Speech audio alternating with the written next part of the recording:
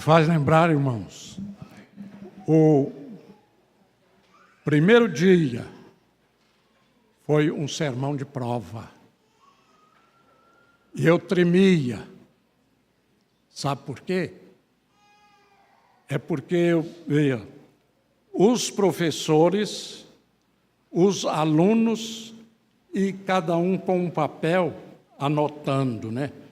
Para depois então fazer a crítica. Esta era uma das observações. A segunda era a grande responsabilidade de pregar o Evangelho, que não poderia ser e não pode ser de conformidade com o homem, não é? E uma coisa importantíssima é exatamente a responsabilidade de um pastor. Observa uma coisa. O que eu espero dos irmãos? É só para você meditar e pensar. Mas os irmãos esperam do pastor. Os irmãos esperam da pessoa que está aqui à frente, né? Pastor da igreja, os pastores que assumem aqui a responsabilidade de entregar a mensagem. E uma coisa, antes de fazer a leitura do texto, eu vou contar uma de um colega. Nós terminamos juntos o seminário, né? E ele foi pastorear em Paraíso do Norte, naquele tempo. E, chegando lá numa quarta-feira, o pastor, que era o meu cunhado, Joaquim de Brito Cabral, foi pastorar em São Miguel do Araguaia, e ele ficou lá. Aí, diz ele que olhava assim, o povo tudo olhando para ele, né? Eu não espero nada deles, agora eles estão esperando de mim. Dirigi o trabalho. Quando foi no domingo, na escola dominical, o mesmo problema. No culto à noite, o mesmo problema. Na segunda-feira, ele entregou a chave da casa, um solteiro, né, entregou a chave da casa no vizinho, falou assim, olha, eu vou dar uma ida em Goiânia, e quando eu voltar, eu pego a chave. Até uns 5 anos atrás, ele não tinha pego a chave, não. Bom, encontro com ele em Goiânia. Aí, um americano falou assim, eu vou levar você lá onde está o seu colega, seu ex-colega, né? Mas ele não sabe, não. E aí, quando nós entramos lá no escritório dele, ele olhou assim, eles lá me chamavam de delegado, né? Delegado, o que você está fazendo aqui? Eu te pergunto. Cadê a Bíblia? Aí ele contou a história, né? Gerente de uma grande loja em Goiânia. E ele ajudava na igreja com toda satisfação. Mas ele falou assim, ó, Deus não me chamou para pastorear, no sentido de pastorear igreja, mas Ele me chamou para ajudar na obra, e eu estou ajudando. Irmãos, esta é a realidade. Deus nos chama, e nos chama exatamente para realizar uma obra que Ele nos confiou, não porque em nós tem alguma qualidade que é propriedade nossa, que nós criamos para agradar a Deus, não. Tudo que nós procurarmos a fazer para agradar a Deus, ainda estamos fazendo pouco. A realidade, irmãos, que nós podemos, ou melhor, o que nós podemos concluir de tudo isso do que nós somos, não é outra coisa a não ser a grande misericórdia de Deus. Quem é que merece céu? Eu não mereço céu. Não. Eu estava com Adão lá no Jardim do Éden. Estava. Você estava com Adão lá no Jardim do Éden.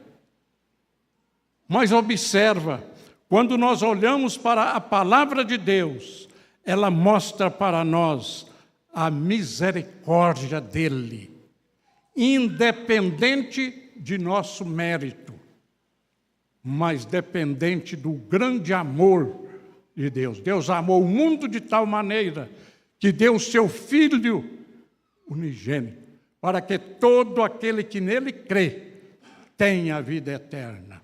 Irmãos, vamos abrir nossas Bíblias no Evangelho de 2 João. João, capítulo 4, versículo 46 a 54. João, capítulo 4, versículo 46 ao versículo 54.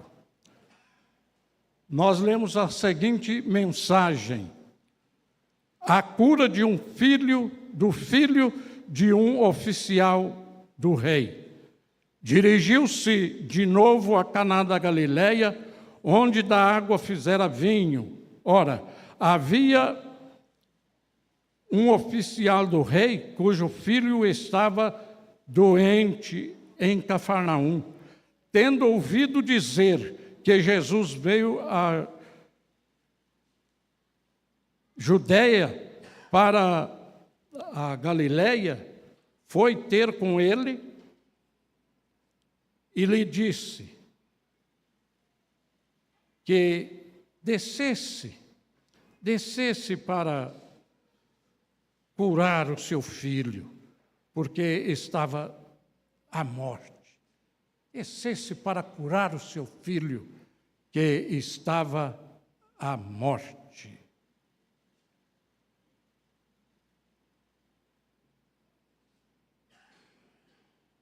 Irmãos,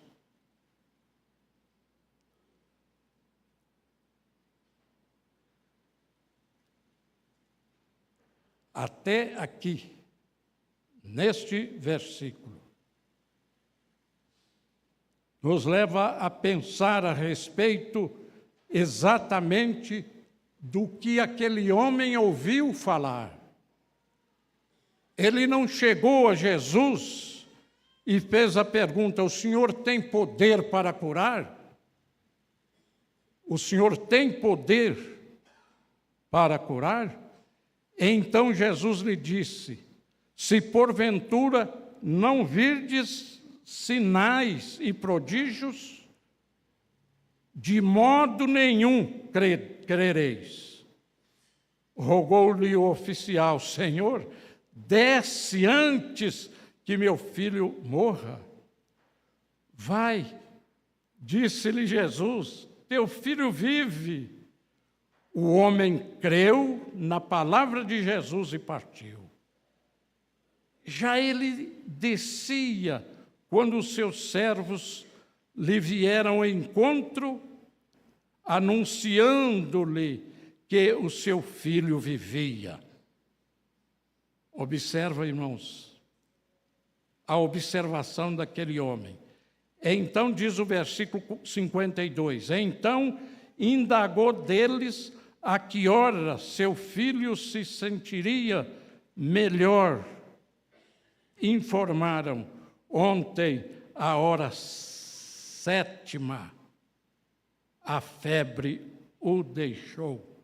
Com isso, reconheceu o pai ser aquela precisamente a hora em que Jesus lhe disse: teu filho vive, e creu ele e sua casa. Foi este o segundo sinal que fez Jesus quando, depois de vir da Judéia para Cafarnaum. Vamos nos colocar em pé, irmãos, e orar ao nosso Deus. Senhor nosso Deus e nosso Pai, muito obrigado, ó Deus, porque o Senhor é um Pai de ternas misericórdias. O Senhor nos amou ao ponto de enviar o Teu único Filho para morrer em nosso lugar e nos dar a vida eterna. Muito obrigado, ó Deus, porque o Senhor zelou do nome do Senhor, e o Senhor fez uma promessa lá em Gênesis, que a semente da mulher esmagaria a cabeça da serpente, e isto aconteceu. O inimigo não teve poder e continua não tendo poder de destruição total, mas o inimigo luta, e luta para distanciar aqueles que querem seguir o caminho certo, que é Jesus Cristo. No nome de Jesus nós te pedimos agora, ó Pai, abençoe cada um dos nossos visitantes nesta noite, que possa sentir bem ao estar conosco e cultuando o Senhor em espírito e em verdade, e que assim o Senhor abençoe cada lar na mediação da pessoa amada de Jesus Cristo, com perdão das nossas faltas agora e sempre. Amém, Senhor, amém. Podeis assentar, irmãos. Irmãos, depois da interrupção de 2 dias em Samaria, Jesus continuou viagem, e a viagem para a Galileia, cuja jornada, irmãos, se iniciou, segundo o versículo 3, deixou a Judéia, retirou-se outra vez para a Galileia. Quer dizer que não era a primeira vez ele ir para a Galileia. E que nós observamos em relação ao pensamento do versículo 45, ele segue exatamente o do versículo 43. Contanto que os galileus que tinham visto os sinais feitos em Jerusalém, por ocasião da festa, os galileus reconheceram que Jesus não era uma pessoa qualquer. O que nós observamos nisto, irmãos, é exatamente a grande misericórdia de Deus para um povo que naquele tempo não merecia nada de bom de Jesus. As próprias autoridades que tinham poder, elas tinham poder para conservar Jesus no sentido de um mestre. O que eles fizeram? Este homem não pode ficar conosco. Este homem não pode ficar vivo. Por que ele não pode ficar vivo? É porque ele toma o nosso lugar. Toma o nosso lugar. E aí, irmãos, procurava o meio para prender Jesus, mas não encontrava. Lutava de todos os lados, de todos os meios, mas não encontrava, porque era o poderoso que veio a este mundo para nos dar vida, que é a vida eterna. O que nós observamos em tudo isso, Jesus estava em Canaã da Galileia, quando a cura se deu no lar deste grande homem. E durante a estadia na Galileia, João relata apenas um incidente naquele momento. Apenas um incidente, desculpe.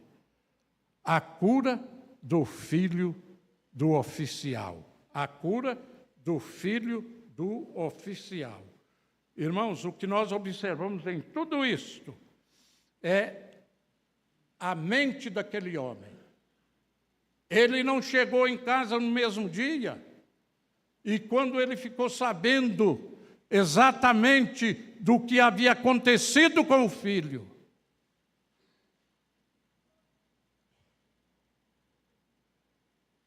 ele fez a pergunta, o horário. Ele estava com o horário certinho na mente. E reconheceu que foi exatamente aquele momento que se deu a cura que Jesus havia dito para ele. Vai, o teu filho vive. Ele não fez pergunta nenhuma mais para Jesus. Como que ele vive? Se eu sair de casa, vamos pensar assim, irmãos, como que ele vive se eu sair de casa e deixei ele quase à morte e vim aqui pedir o Senhor agora para ir? Não, irmãos. Ele fez isto, pegou a estrada e voltou para casa. Eu fico pensando no coração daquele homem. Quando ele ouviu, né? E eu fico pensando o domínio. Jesus não pediu o coração dele. Como encontramos o texto, Deus pedindo, filho meu, dai-me o teu coração. Mas ele fez uma entrega naquele momento. E a casa dele toda, todo o seu povo, creu. Creu. Agora, irmãos, por quê? Porque ouviu o acontecimento. E ouvir significa obedecer. Obedecer. Ouvir não quer dizer salvação. Ouvir, esse ouvir tem que ser acompanhado de obediência. Não adianta eu estar aqui anunciando o Evangelho, pregando a palavra e crendo que este livro é a palavra de Deus, mas só da boca para fora. É preciso que esteja lá dentro do coração do Antio, dentro do coração de cada um de nós. E assim, naquela disposição, eis-me aqui, Senhor, eis-me aqui. Jesus Cristo em Apocalipse diz, eis que estou à porta e bato. Se alguém ouvir a minha voz e abrir a porta, cearei com ele e ele comigo. Que ceia maravilhosa! Que ceia maravilhosa! Irmãos, em Cafarnaum se deu o quê? Se deu exatamente a manifestação do poder de Jesus em curar enfermo à distância. Em curar enfermo à distância. Ele não disse para aquele oficial que não podia ir. Ele não disse que não podia ir. Ele não precisava de ir para curar aquele filho. E o que nós observamos é que a recompensa da fé do oficial nos leva, em primeiro lugar, boas novas pelos servos. No versículo 51. Boas novas pelos servos. E quando, creio eu, e isso está na minha mente e no meu coração, exatamente quando, tudo indica que quando aquele homem, aquele oficial, notou que os chefes, os servos dele estavam indo correndo para ele, eles não iam com cara feia, não, mas sorridente, alegres, e disse para ele a realidade, o que aconteceu, não é? Que maravilha, que beleza, boas novas pelos servos. O oficial demonstrou o quê? Demonstrou uma fé disciplinada e tranquila. Prosseguiu ele o seu caminho tranquilamente, sem qualquer dúvida, porque quem havia dito para ele era exatamente aquele que ele foi pedir para ele ir à casa dele, porque o seu filho estava à morte. E por isso ele seguiu o seu caminho tranquilo. Esta realidade, quando chegou pela sua casa, ou pelo seu caminho à sua casa, seus servos lhe vieram ao encontro. Seus servos vieram ao encontro. E a notícia foi uma notícia agradável. Me faz lembrar, eu tinha 8 anos. Me deu um problema, e um problema que aconteceu porque entrou pela boca. E eu estava quase morto. Foi uma semana, meu pai me pôs lá numa tal de paviola, uma coberta com 2 paus de um lado, e eu deitei lá dentro, e me pôs lá dentro, e me levou para Rio Bahia, lá em Minas, e me levou para o hospital. Cheguei no hospital, o médico olhou e atendeu imediatamente. Daí 2 horas eu estava andando lá dentro do hospital. O meu irmão, então voltou para casa, e chegando lá, a minha mãe. E o Antio, eles me chamam lá de Didi. E o Didi?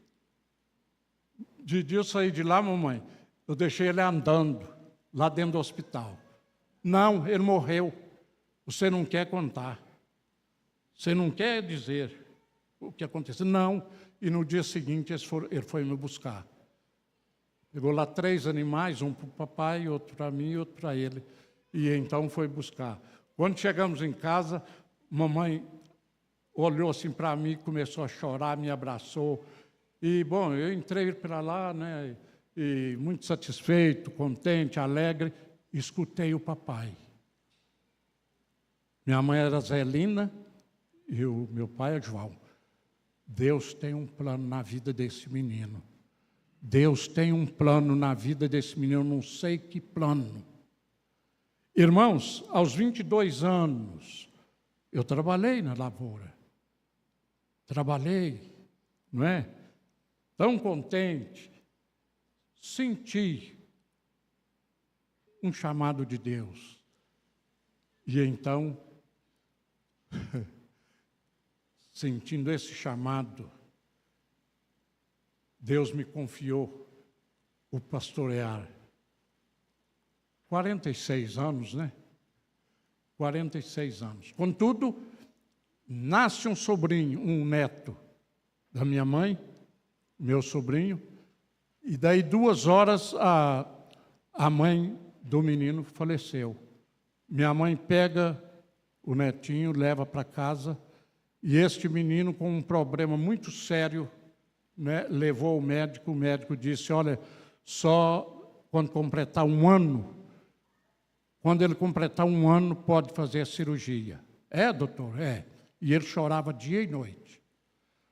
Aí, mamãe levou ele, e à noite, ele chorando, ela ajoelhou lá beirando o bercinho dele, e falou, Senhor, a mãe desse menino, que era uma joia preciosíssima, o Senhor levou para o Senhor.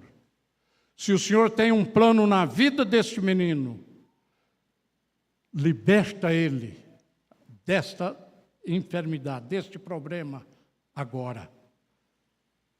Se o Senhor não tem, leva para junto do Senhor. O menino calou, dormiu. Irmãos, hoje ele está no Rio de Janeiro. E sabe qual é o trabalho dele lá? É pastor de uma igreja evangélica. Oh, glória, né? pastor de uma igreja evangélica.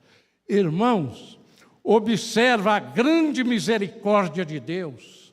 O mérito nosso, irmãos, está com Jesus Cristo. Que Jesus Cristo disse: eu sou o caminho, a verdade e a vida. Ninguém vem ao Pai senão por mim.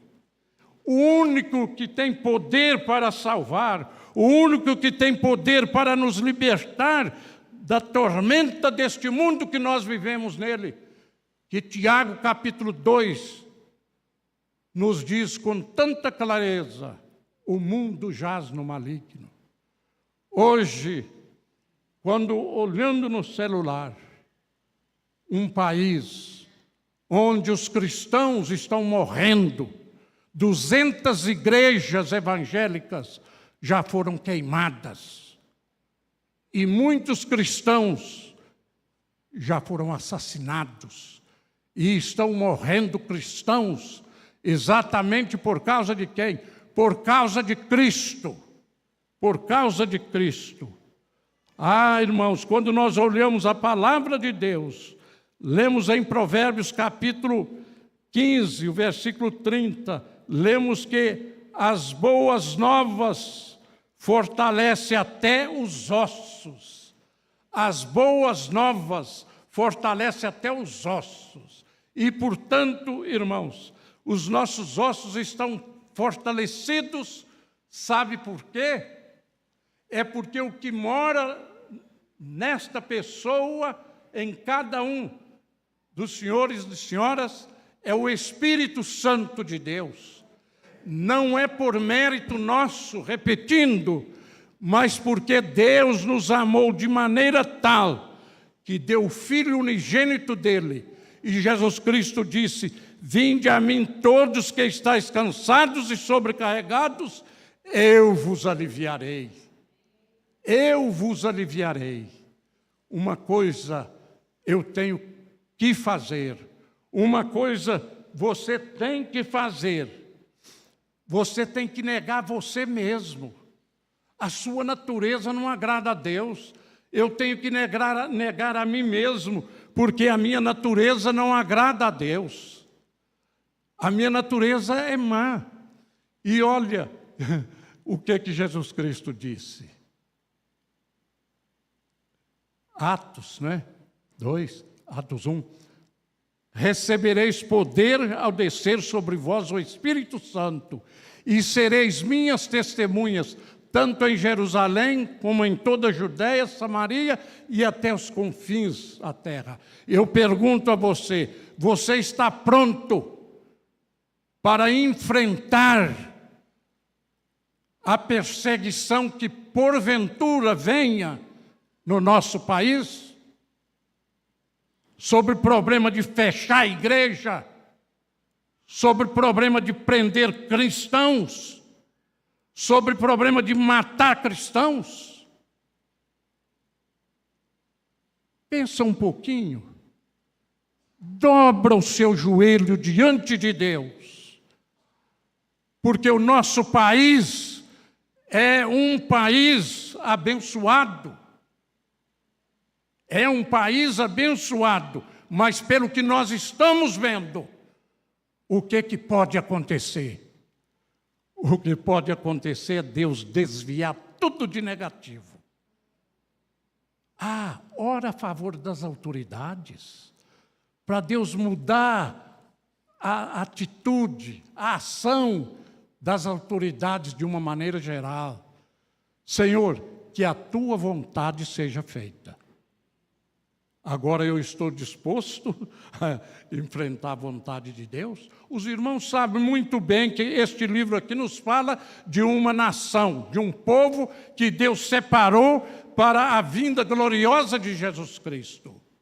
E aquele povo começou até a andar mais ou menos bem. E daí a pouco desviou.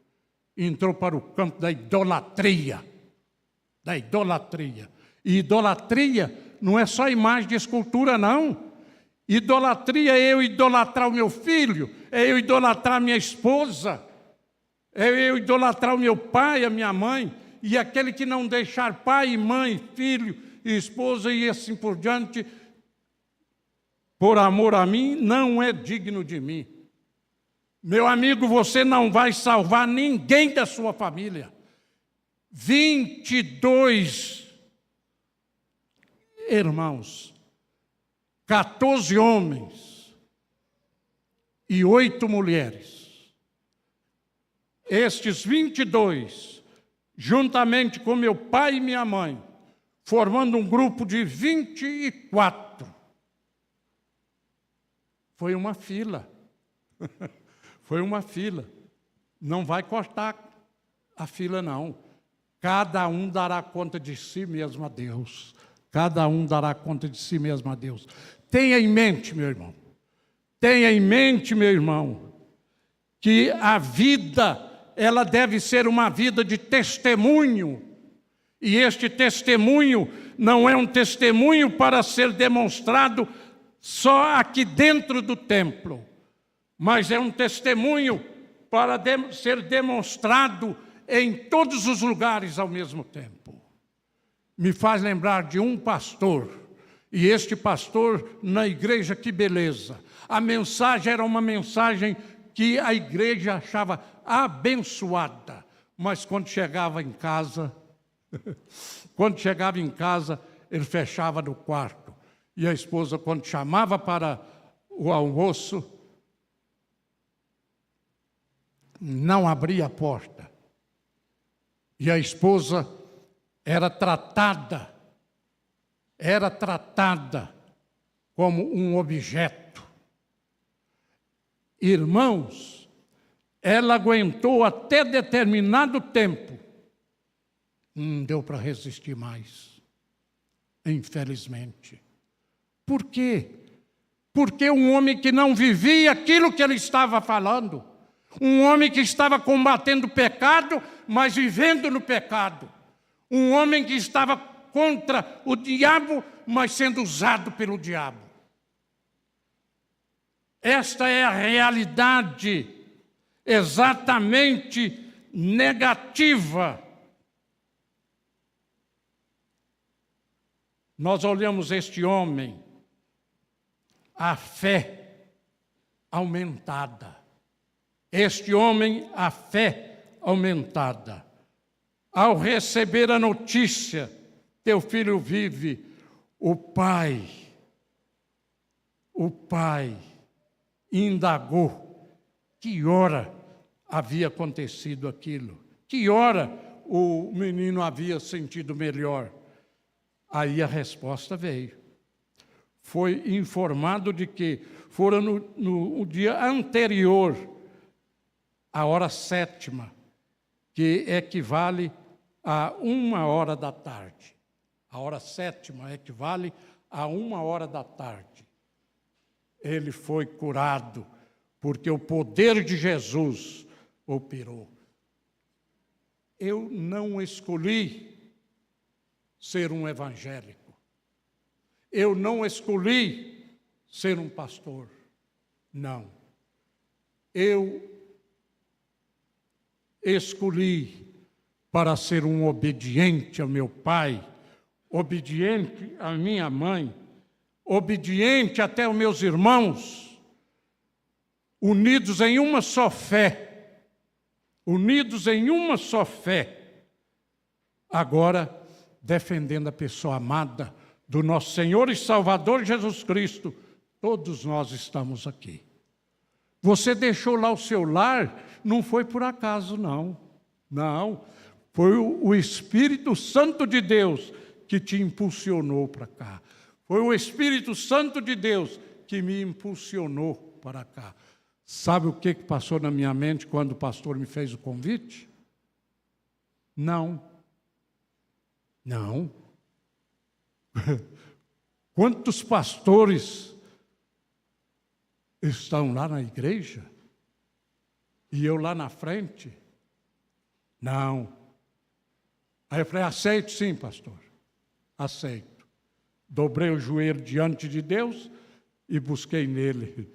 E busquei nele o quê? Misericórdia, né? Misericórdia. Irmão, você é uma pessoa preciosíssima para Deus. E por isto, você, meu amigo e nosso visitante, você é preciosíssimo para Deus. Você foi feito, meu amado, à imagem e semelhança de Deus. Quando Deus fez Adão lá no Jardim do Éden, Ele disse: façamos o homem à nossa imagem, conforme a nossa semelhança. Sim, e esta imagem e semelhança, ela foi destituída. Ela foi destituída, não foi destruída, foi destituída. E quando nós olhamos Gênesis, nos fala lá o texto de Gênesis, da grande bondade de Deus. A grande bondade de Deus. Tem uma tradução, eu estava olhando num comentário a respeito de uma tradução. A semente da mulher esmagará a cabeça da serpente.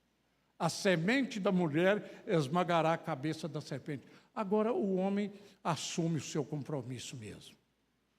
Assume. Adão assumiu. Ele assumiu. Ele assumiu condenar sua esposa e condenar também Deus.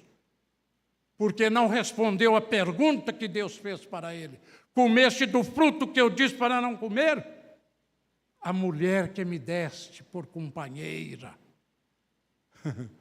Ele estava condenando Deus ou não estava? Se o Senhor não tivesse me dado esta mulher como companheira, isto não teria acontecido. E Deus usou tanta a misericórdia dele, irmãos, que não destruiu aquele casal para fazer um outro casal. Não, tirou lá do Jardim do Éden. Tirou, pôs para lá e pôs um anjo com a espada desembainhada, né? Se ele voltar, espada nele, né?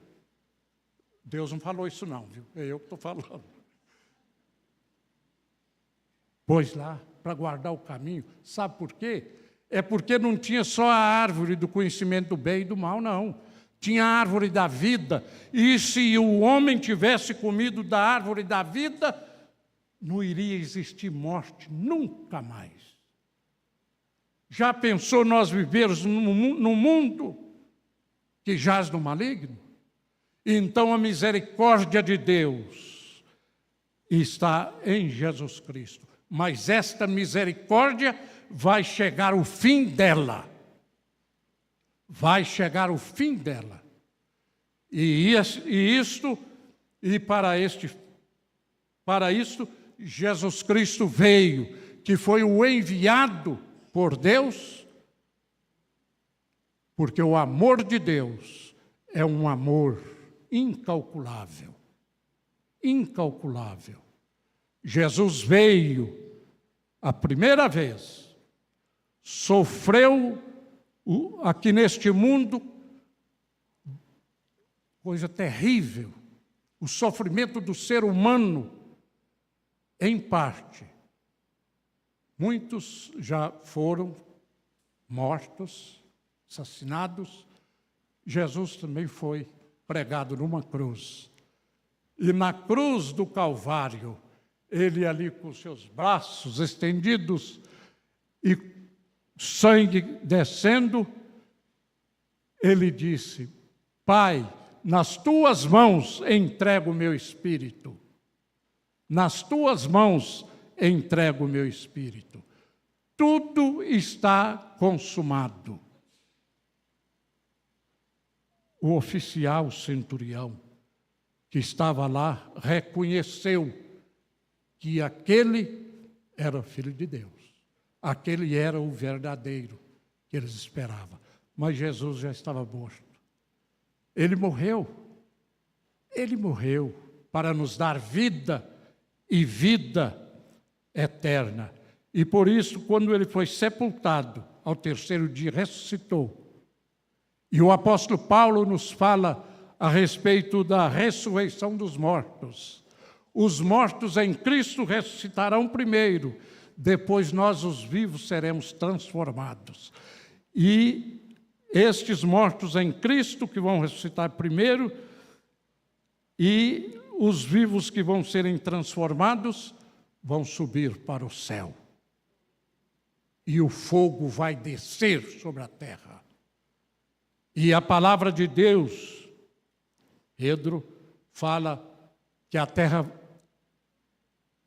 vai ser purificada pelo fogo. Purificada pelo fogo. Então, a conclusão que nós podemos tirar nisto é que o fogo purifica. E logo que a terra vai ser toda purificada pelo fogo, o pecado vai ser lançado no inferno, juntamente com aqueles que não têm Cristo como Salvador pessoal. Com aqueles que muitos, existem até pastores, que dizem serem pastores, ministrando a palavra, combatendo o pecado, mas dá fim na sua própria vida. O mandamento é: não matarás. E aí vem uma desculpa que parte de nós,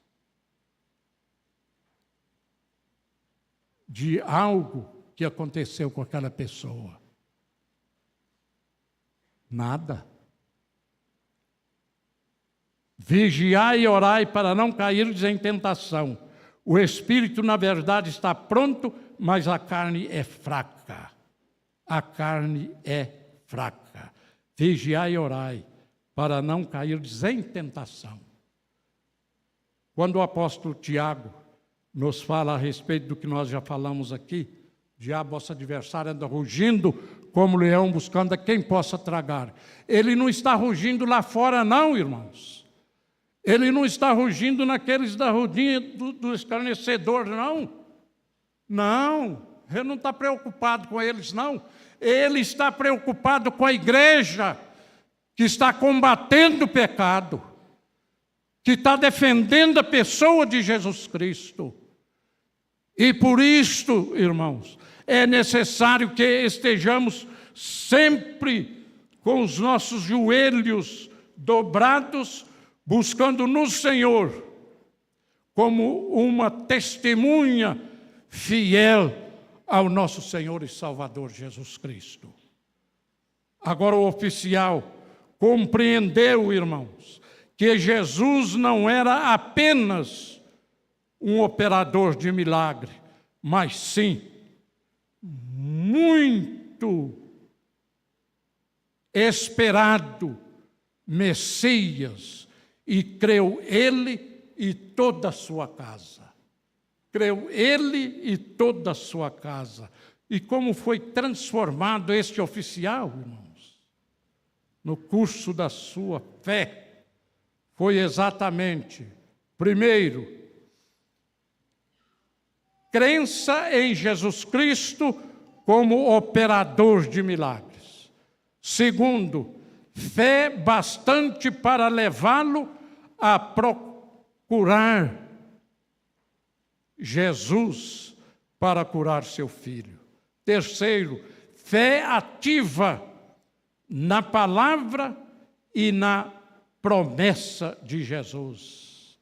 Quarto, fé em Jesus como Messias. Fé que o fez confessar Jesus diante dos outros. A maior entrega da sua vida. Quando nós lemos o Salmo 37, o versículo 5, é um versículo bem conhecido, né? Ou muito conhecido. Entrega o teu caminho ao Senhor, confia nele e o mais ele fará. Entrega o teu caminho ao Senhor, confia nele e o mais ele fará. É necessário, irmãos, que haja confiança total naquele que deu sua vida na cruz para nos libertar da enfermidade espiritual que é o pecado. A enfermidade espiritual que é o pecado. E Jesus nos amou morrendo em nosso lugar. E por isto, entrega seu caminho ao Senhor. E este caminho é exatamente a sua vida. Não posso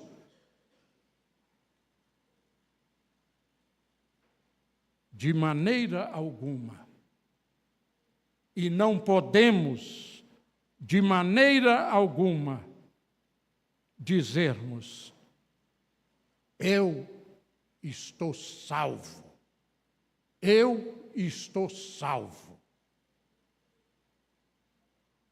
Apocalipse capítulo 2, versículo 10.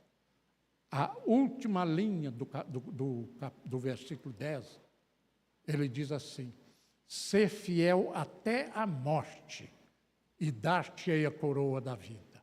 Ser fiel até a morte e dar-te-ei a coroa da vida. Concluindo, meu pai,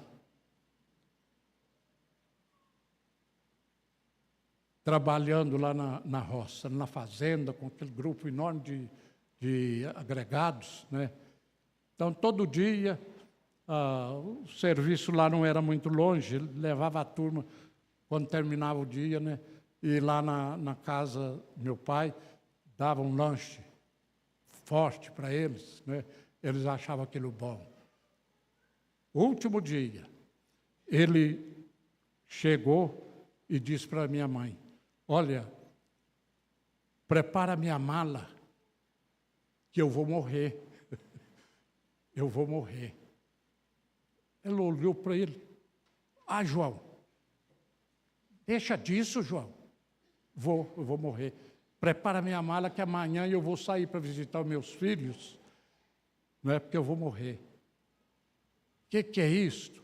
Aí os que estavam ali ficaram olhando assim para ele. Preparou a mala dele naquela noite. No dia seguinte, ele visitou todos os filhos. A última que ele visitou estava grávida. Estava para ganhar o neném. Aí ele falou para ela: essa é a minha última visita, porque eu vou morrer. Ah, papai, o que é isto? Eu vou morrer. Chegou em casa, levou um senhor lá para assentar um instrumento lá de moer cana, arrumou aquilo ali, à noite deitou, no dia seguinte não levantou, levamos para o hospital, daí 4 dias ele morreu.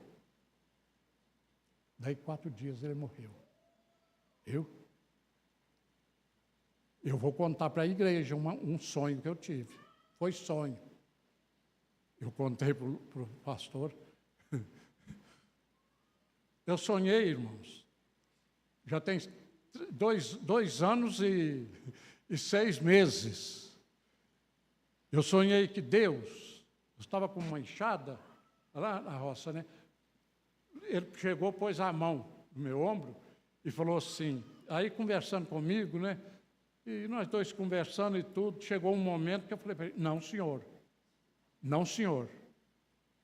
Eu tenho o Salmo 90, ele diz que os nossos dias vão a 70 anos, havendo vigor 80. O que diz passar é canseiro e enfado. Agora, eu, chegando aos 80, não me permite canseiro e nem enfado, não.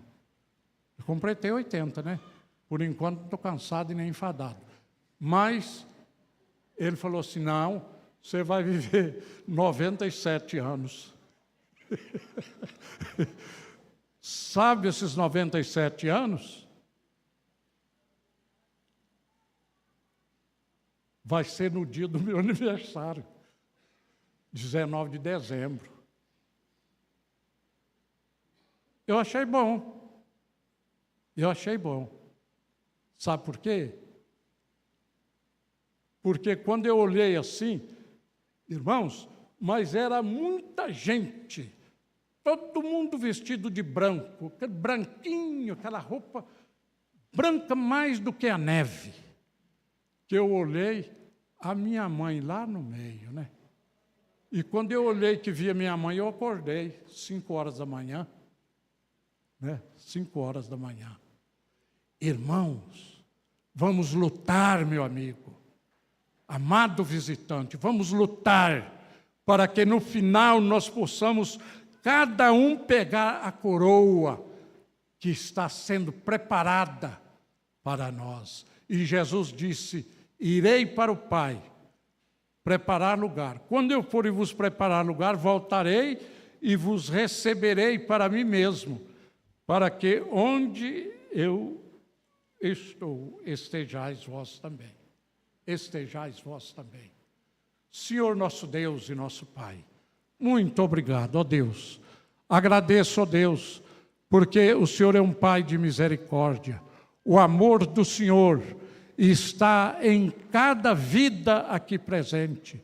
O amor do Senhor é um amor no mundo inteiro, que a Tua palavra diz: Deus amou o mundo de tal maneira que deu o Seu Filho unigênito.